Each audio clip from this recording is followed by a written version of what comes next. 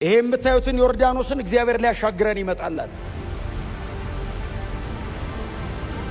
ቀይ ባህርን የከፈለው እግዚአብሔር ነው፣ ሙሴ አይደለም። ይሄንን ምን ያልከፍለውም እግዚአብሔር ይከፍለዋል አለ።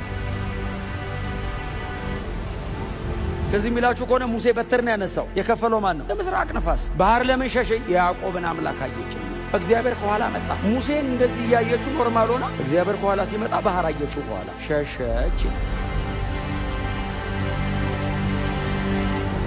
ባህር ሮጦ አመለጠ እንደማለት ነው። አሁን ሸሸ ማለት እኮ በናለሽ ባህር መጣ ብላ። ከዛ እግዚአብሔር ሙሴን ምንድን ያለው? ግቡ እለፉ እንጂ። እንደው ሙሴ እግዚአብሔር ለምን ትጮህብኛለህ? አትጮህብኝ፣ ግባ።